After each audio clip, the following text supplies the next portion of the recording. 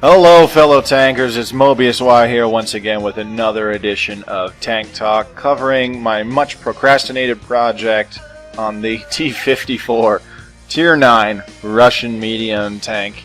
This tank is arguably the best Tier 9 medium tank, if not the best Tier 9 tank available in the game.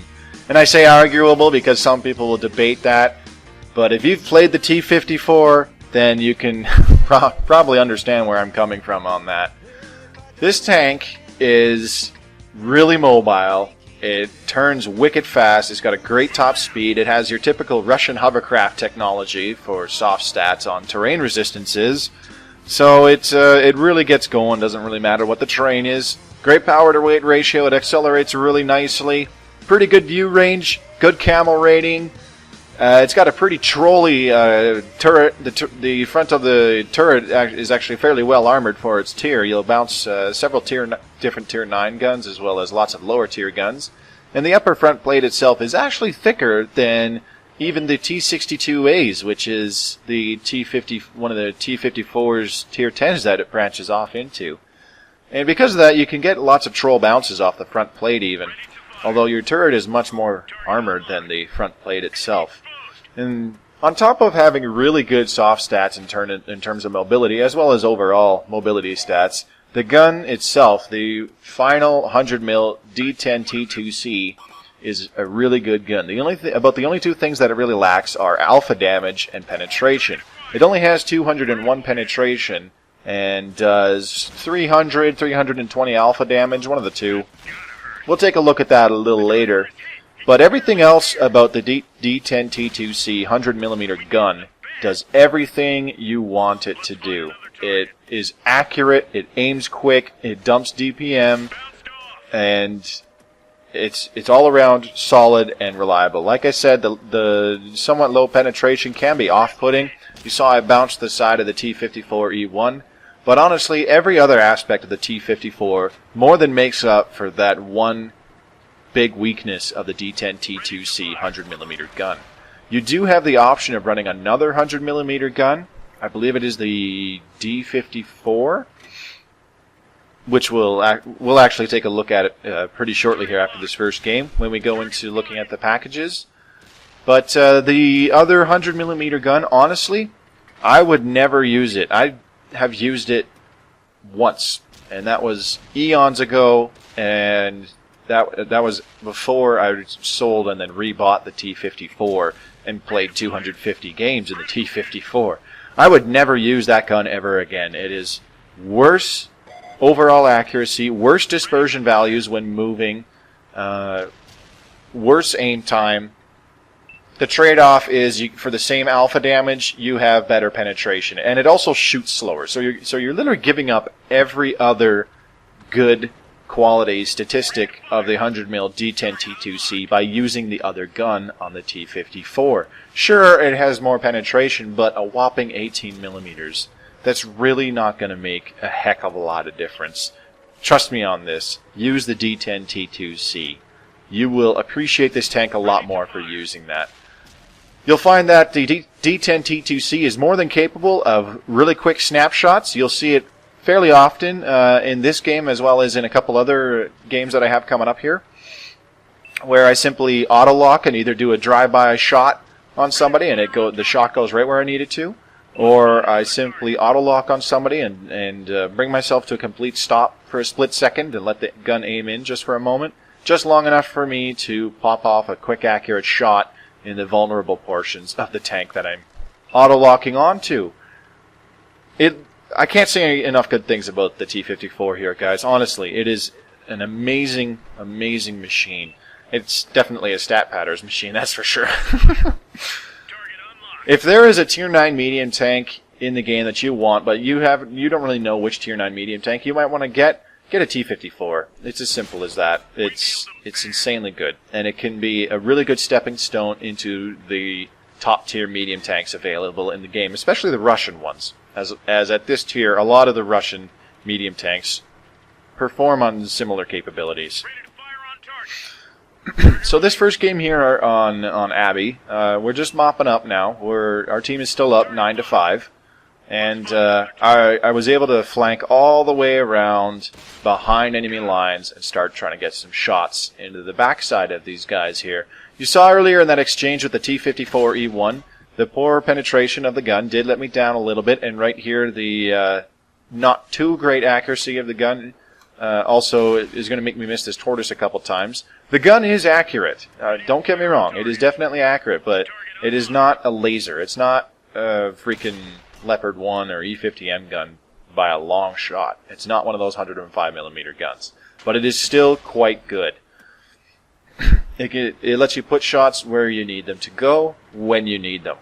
And it's as simple as that. And with the proper equipment and skills, you can get a reload time of 6.5 seconds, 6 3/4 seconds. I believe mine is 6.75 seconds on the dot, roughly.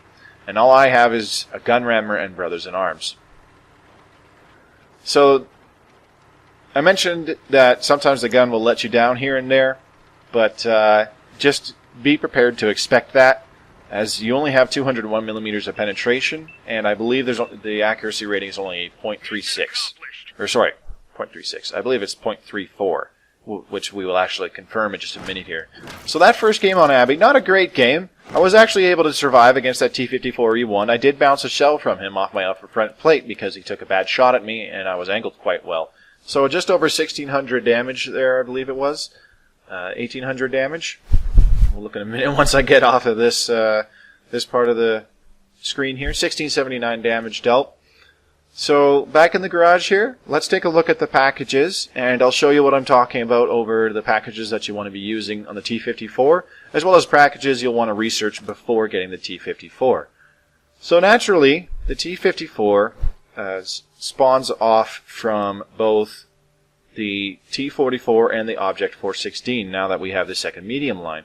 So the first gun on the T-54 is this 100mm LB1, which you should hopefully already have from the T-44 or the Object 416. And these final two guns are the 100mm D10 T2C, the one that I use and the one that I strongly recommend everybody else to use, and the other 100mm. I missed the package name there for a second.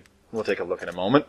Meant to open the T-44 there, I apologize. So the final gun on the T-44 is in fact the first upgrade package on the T-54 itself. So you want to make sure you research that before you finish off the T-44. So that the first package on the T-44 is a lot cheaper. So this final 100mm D54,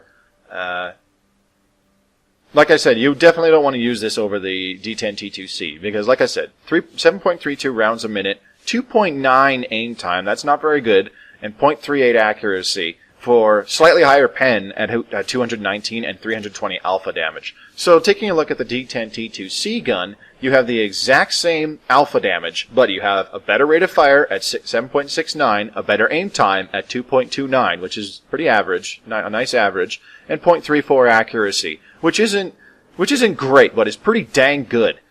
And all that for losing out on 18mm of penetration at 201. That is the only difference between these two things. Gun handling is far more important than simply slightly higher penetration. This gun shoots faster, it aims faster, and it does the exact same alpha damage. The only downside is slightly less penetration, which, to be totally honest, I don't think you would notice the difference.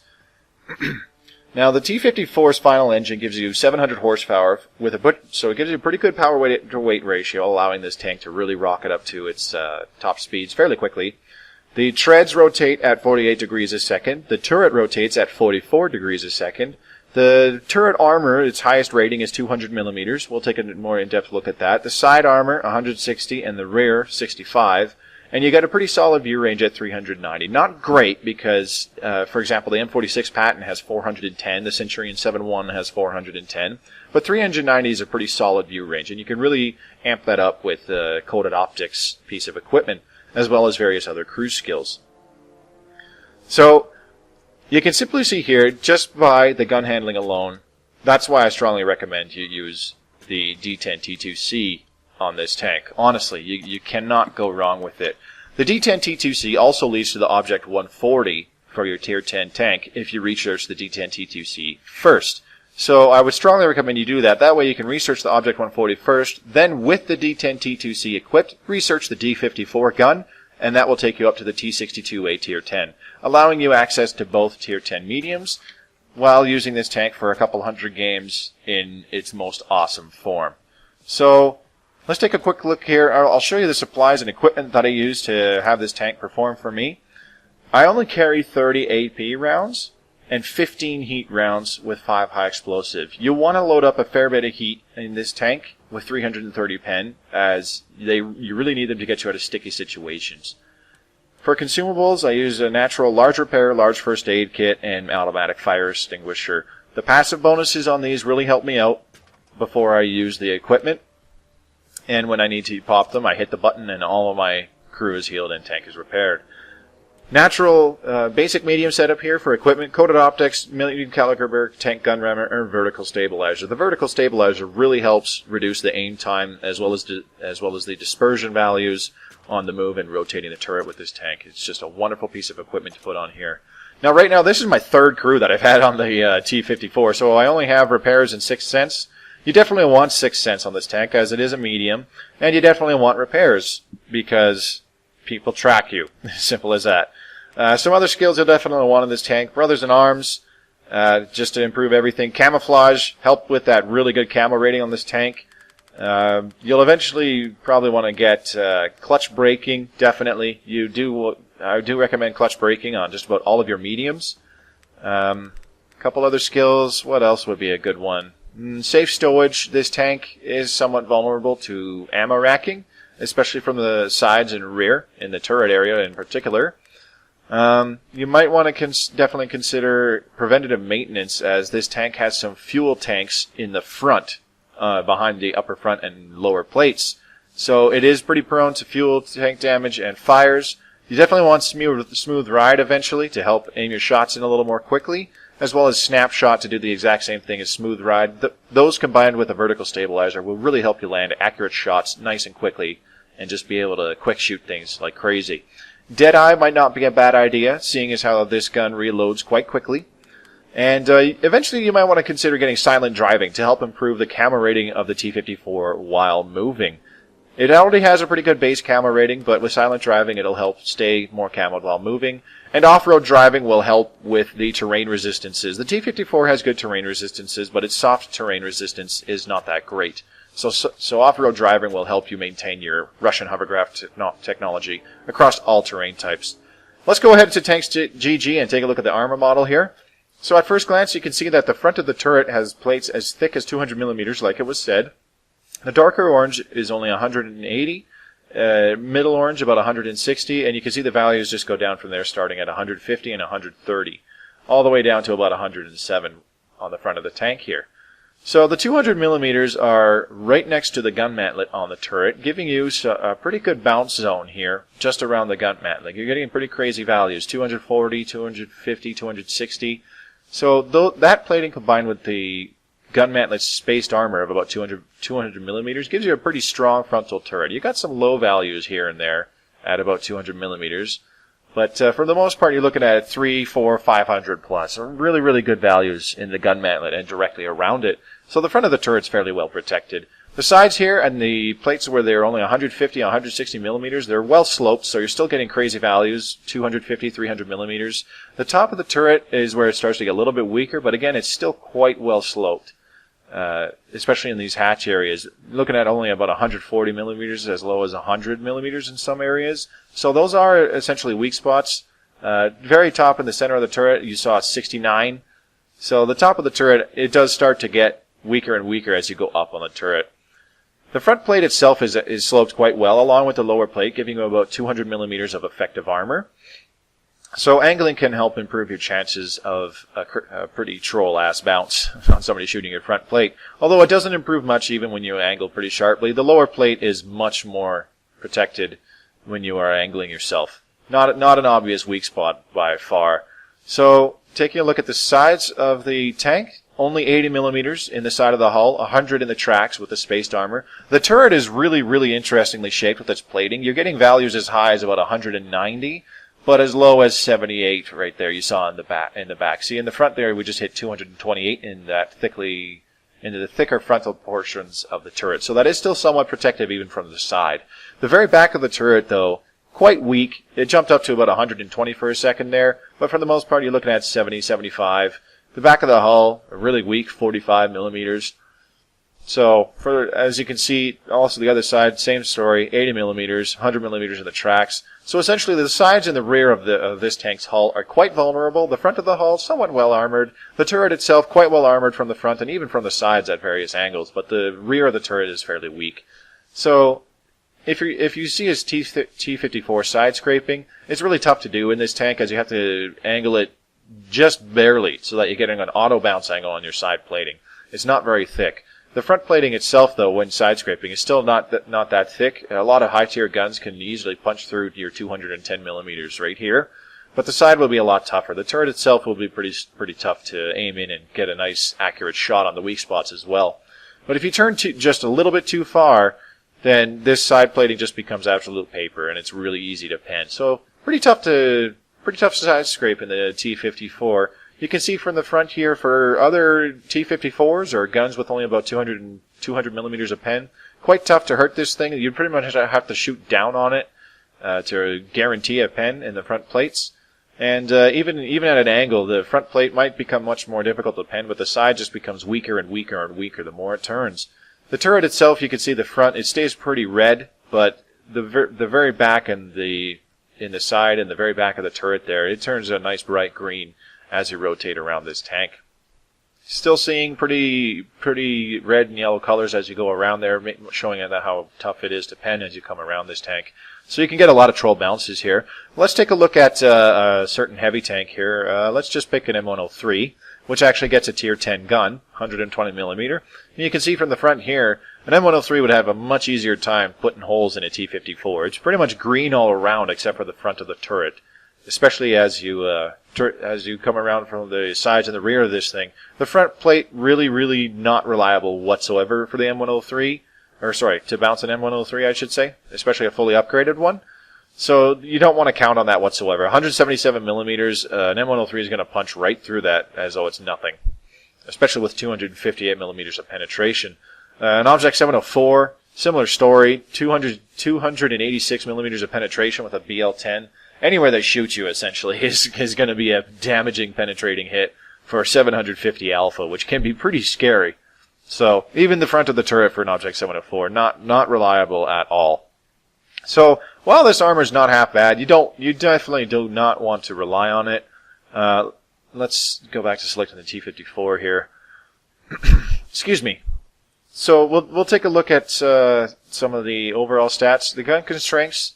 The gun constraints, 5 degrees of gun depression, almost all the way around the tank up until the very back. You can only aim down for 2 degrees of gun depression at the very back of the T-54, and again 5 degrees most of the way around the tank. Now the average DPM with the D10 T2C gun, 2,567.3 DPM to be specific, so just under 2,600 DPM. Pretty good, not bad whatsoever for a Tier 9 tank, but it puts it on par with some of the weaker, lower DPM Tier 10 tanks. Now you can see what I mean with the D-54 gun. The DPM just dropped by about 120 points there, down to only 2,441. Now it does get better as we throw on some equipment. Even the D-54 is jumping up to 2,774, so it looks like, oh, see, it does get pretty good. But look at the D-10 T2C. You're breaking 2,900 DPM with the D-10 T2C with the exact same gun rammer and Brothers in Arms setup. So just trust me when I say this. Use the D10 T2C. It's much more reliable and a better performing gun altogether there. Excuse me. The D-54 gun also gets much worse aim time and much worse accuracy compared to the D10 T2C, as I mentioned before, as well as you can see here in the soft stats for turret traverse and after firing. The D-54 gun also just has worse soft stats by a fairly significant margin over the D-10 T2C. So that basically sums up my reasoning for that I strongly suggest you use the D-10 T2C 100mm gun over the D-54. While the D-54 does get better pen, as you can see there, it just has pretty much worse everything else. So let's go ahead and compare the D10 T2C to the M46 Patton's final 105mm gun. Excuse me. Fully upgraded, the M46 Patton does have more DPM than the T-54 by a few hundred points.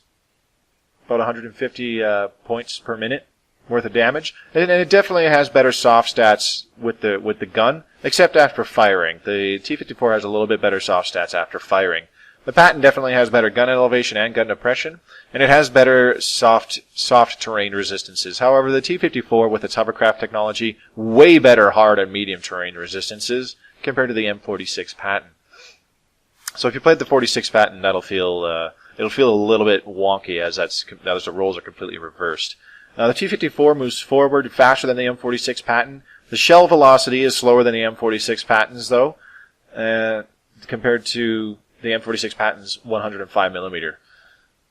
So essentially, the M46 Patton also has 1,700 hit points compared to the 1,650 that the T-54 gets. So essentially, the M46 Patton's 105mm has much better gun handling compared to the T-54, but the T-54 is much more mobile. Let's take a look at where the modules and the crews sit. So on the front of the T-54, like I mentioned, you can see right there on the left side, there's one of the fuel tanks right there. That can get shot, and it will get shot a lot. Your driver is right on the other side. He will also get shot a lot. So that's a large reason why I bring a large first aid kit to help protect my crew. The gunner is also fairly exposed near the front of the turret on the left side there.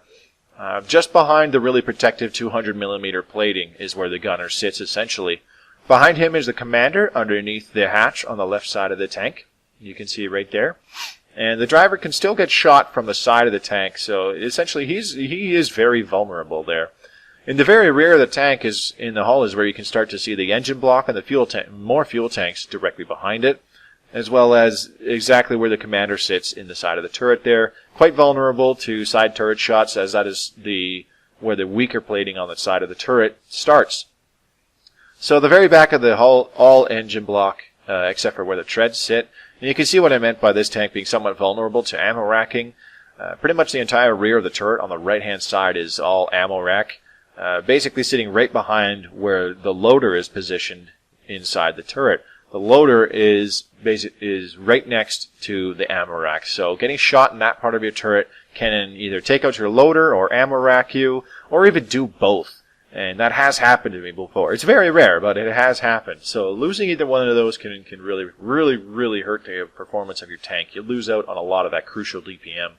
And like I said, right side of the hull, fuel tanks in the very front. Directly behind that, a whole bunch of ammo rack. And then in the very back of the hull, you got a lot of engine block and a lot of fuel tanks. All very vulnerable. So not only does this tank have weak hull armor in the sides and rear, but a lot of your crew and modules, well, in particular your modules, are very vulnerable in the sides and the rear of this tank. So you got to make sure you protect those using your mobility to keep yourself in cover and out of harm's way, as well as circling enemy tanks when they have no chance of shooting back at you.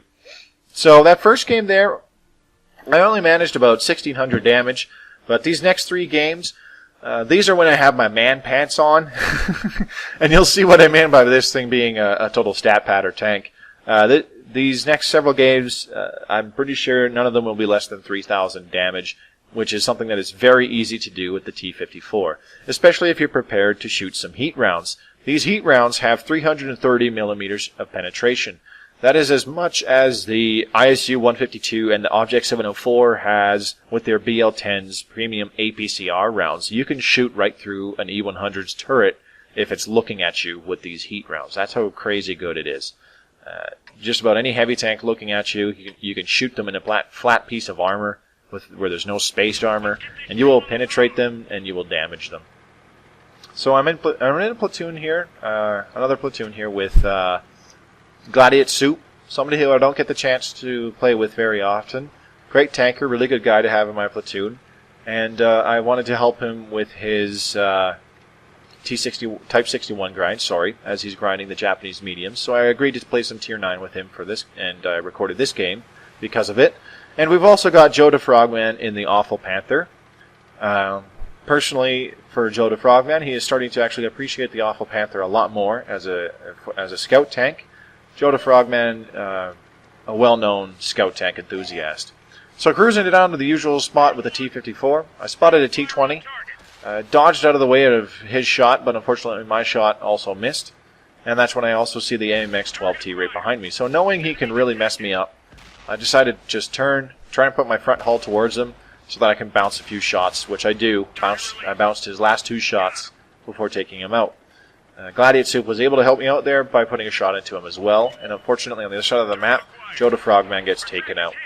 So right at that moment is when the T-20 hit me in the front of my hull, resulting in my ammo rack getting taken out really, really early in my game. And that's what I'm talking about with this tank. The sides and the rear of the hull house all the modules, and they're very vulnerable because the armor is not that great at all. The T-20 gets a really good 90mm gun, so he was able to put a shot directly through the right side of my tank, through the treads, damaging my treads, and directly to where the ammo rack is, resulting in basically crippling my tank and forcing me to use my large repair kit this early in the game.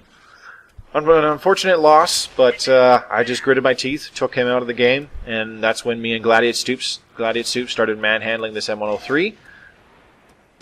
And eventually I'm able to take him out of the game with several accurately placed shots into the M103's lower plate.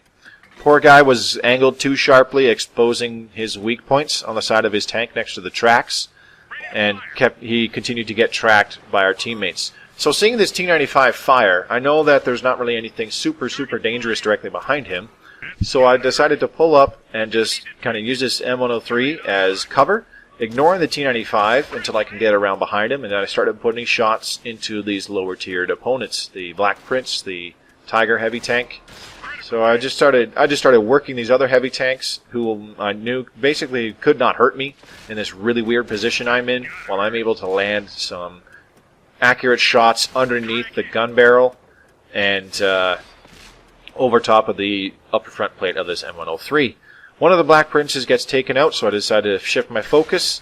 I start side-scraping out the right side of the M103. The T-95 is looking at me, but he does not have a very good shot on me as I'm not peeking out far enough on the right side for him to get a good shot into my hull or into the weak spots of my turret. I'm peeking out just enough to land my shots on the heavies that are directly behind him, but not far enough for him to land a retaliatory shot back on me. When the T-95 turns away, that's when I take it as my cue to peek out here and just land a shot on the Black Prince. And I see that he's trying to back up. He's turning a lot more sharply than he should, and that's when I decide to just go for it. I'm going to use the T-95 itself as cover, even though he is still alive. I just come in behind him while my teammates actually manage to kill him, and I swoop in, taking out the second Black Prince, figuring I could take out the Tiger, but immediately afterwards the Tiger damages my gun. So I knew I had to get in a lot closer now that my gun's damaged without a repair kit, mitigating the crappy accuracy of my gun. So I'm able to get in nice and close, land a shot on this Tiger, as I know I can pen him just about anywhere on the front. And then my second shot into him is a severe low roll for 252 damage, putting him on 34 hit points, requiring a third shot to take him out. It's about that point in time where artillery decides to smash me with a shell, but thankfully for me, he missed, and I was able to maintain most of my hit points. So at this stage, we saw that the other side of the map was completely foobar. Both my platoon mates are dead, and nobody's turning around to defend the base. I got a little bit annoyed with the friendly VK-4502B, as it is not a slow heavy tank whatsoever, but he also plowed right into the side of my tank, hindering my movement to get back there, which was costing us precious seconds. There's already one enemy tank on our base, so at this point I need to hightail it back there as quickly as I can to try and reset this cap.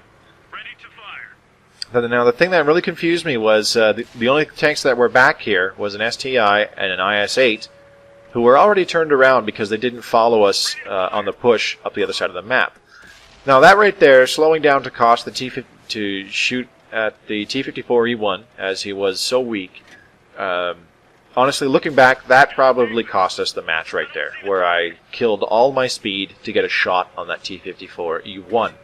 He was going to be destroyed anyways, So all I had to do was keep rolling and just do an auto-locked drive-by shot on him. That cost us precious seconds, which honestly I think very well cost us the game. A very lucky shot into the lower plate of the J-Panther 2. Drops him to very low health, allowing the STI to finish him off. So at this stage I figured I still have enough time, which I did. Just inching up the hill, and it's at that moment where a second tank jumped onto the base, cutting their cap time in half. And that's when I knew I really need to peek over, spot an enemy tank, and just shoot him. And right here, I was really confused as to why I didn't spot them right away. And, you know, just to get an extra damaging shot in, I knew it was too late at that point, and I was not happy about losing that game. Right away, I started getting down on myself for stopping at that T-54 E1. A great game like that, 5,297 damage with a mark of excellence and a steel wall. 5,297 damage on a loss, and it was largely my fault anyways. The score screen really doesn't look like it tells you just that, but essentially that loss was my fault 100% for stopping to get a shot on that T-54 E1. This game here on Y Park, still wearing my man pants. Going to be another high damage loss here. And on this one, not only was the loss... the loss might have been, on this one, might have been less my fault, but I still felt quite responsible for it, as you'll see me do basically a stupid move, and it'll result in me getting killed. But you know, I wasn't too concerned about it. So essentially, this game here, a game like Wide Park, you think, oh, Wide Park, not a great map for something like a T-54 with bad gun depression. You know, how are you going to work this? Well, just, you know, watch and learn. That's about all I can say. This tank is quick enough and nimble enough to where you can use even a map like Wide Park with a central ridge where a lot of the action goes on. You can still peek over and get your shots off where needed and rack up a good amount of damage. You saw in the last game there, me just using the hull armor of the T-54 as well as some of the turret armor to keep myself protected. You know, people didn't want to shoot at me being hauled down behind an M103, and those that did, they just didn't have powerful enough guns to reliably put holes in my tank. So I was able to properly protect myself, as well as get my shots downrange on the enemy tanks that were directly in front of me. You'll see not quite a similar thing going on here. I'll mostly just be taking pot shots of absolute opportunity right after I spot about half of the enemy team here.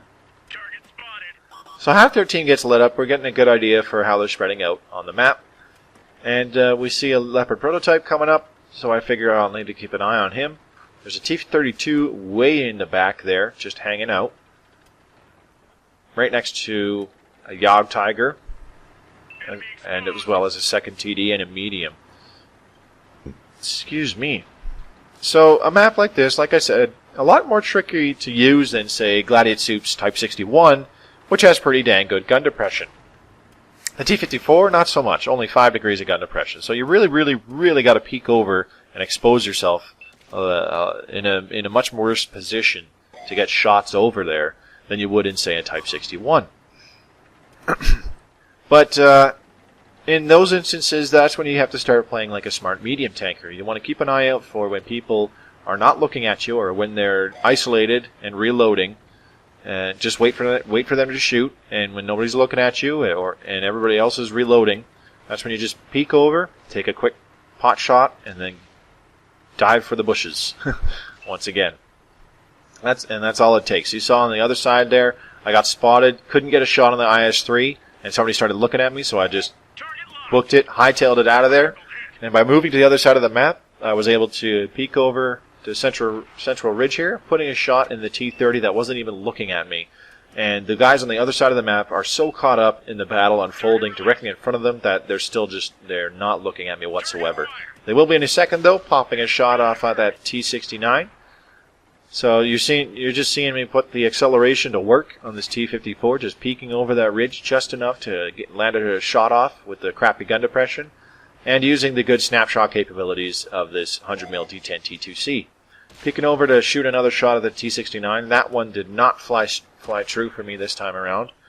That is prone to happen sometimes with the D10 T2C, but for the most part, very, very reliable gun. Wonderful thing to use on a Tier 9 medium tank, as mobile as the T-54. So seeing that the enemy team started stacking up on the right side, I shifted my focus a little bit, trying to peek over, see if I could get just enough gun depression to shoot anybody trying to come across the bridge. T-34 comes out way too far, so just waiting for him. I shot around into his tracks there, hoping he'd do some damage as well. Unfortunately, that was not the case. So he just comes charging straight in there, so I put a shot into the front of his hull armor, figuring that would track him, and sure enough it did. One more shot into the very side of his hull winds up tracking him, as well as his poorly aimed shot bounces directly off of my hull.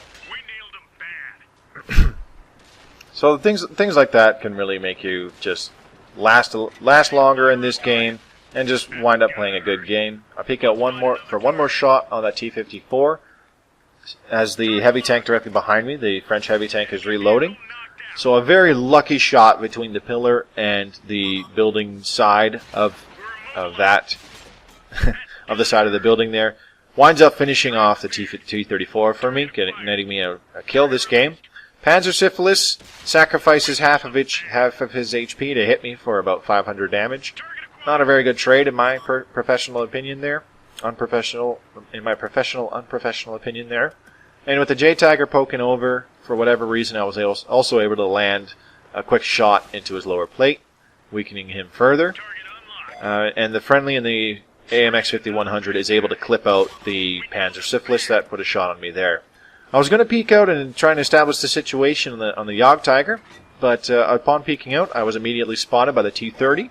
Wasn't sure what was looking at me right away, so I just pulled back behind cover as quickly as I could. And with a third tank spotted on this side of the map, a Tiger II, the situation is quickly deteriorating, as the Jagdtiger and the Tiger II still have a lot of health, and I'm already half dead.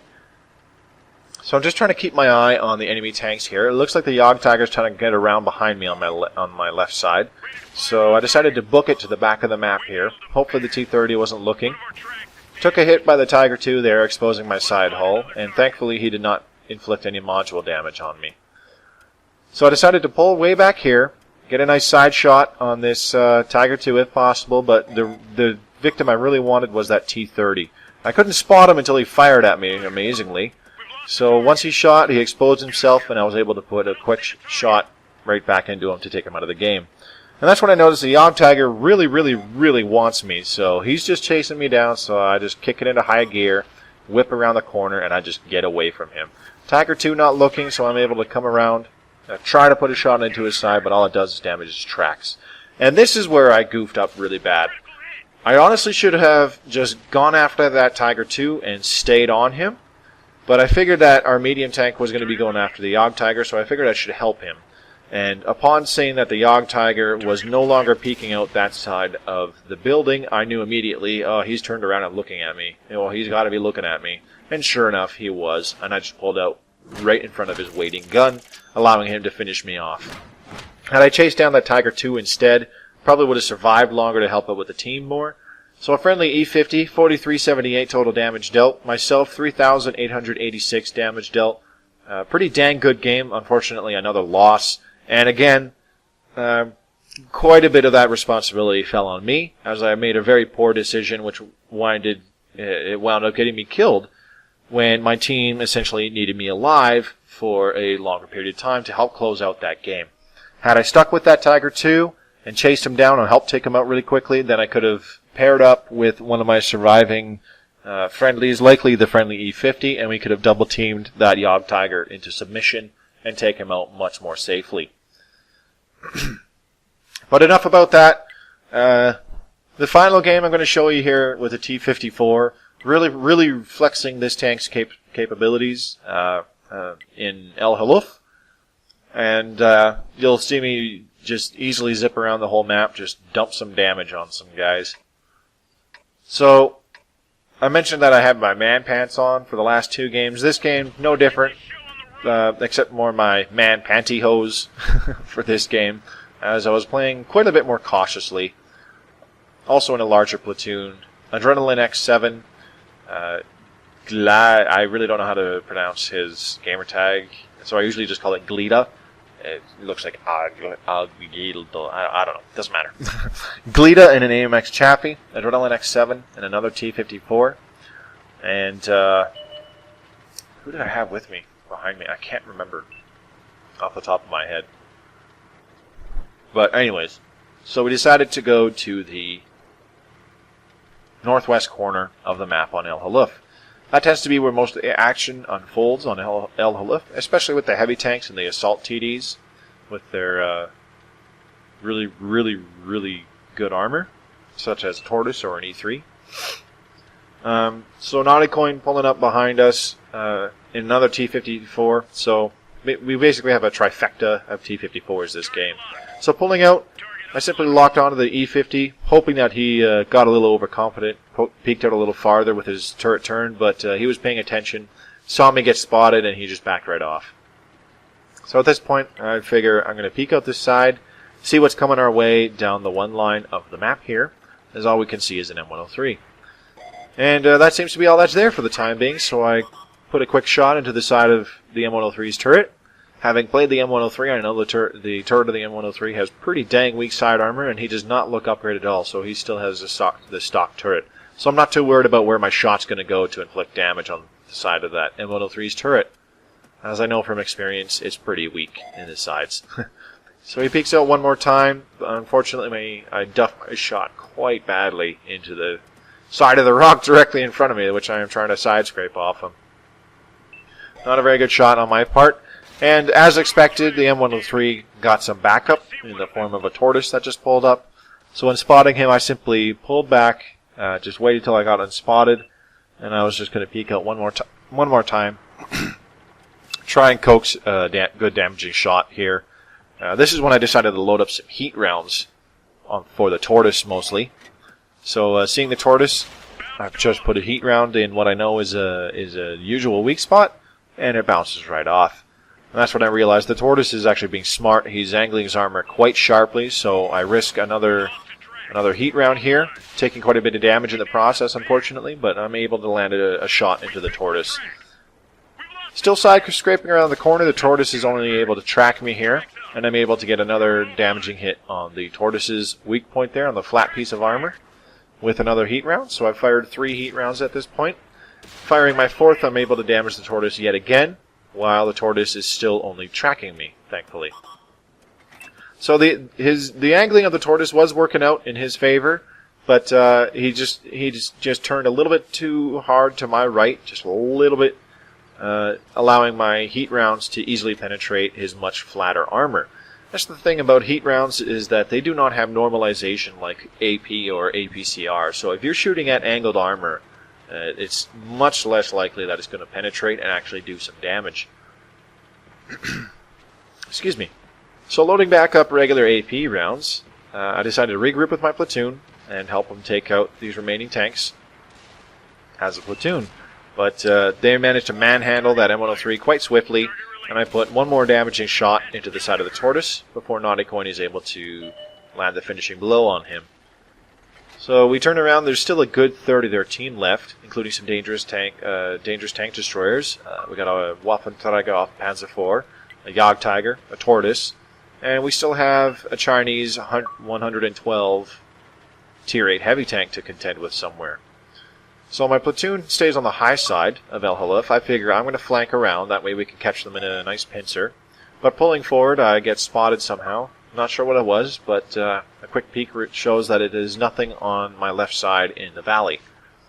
So pulling up right in front of the sniping perches of the enemy team here, seeing that the Jagdtiger is extremely weak, I pull up in front of him, sacrificing some HP so I can just pull up right over the top of the ridge, get tracked, take a damaging hit, and then put the final blow on the Jagdtiger.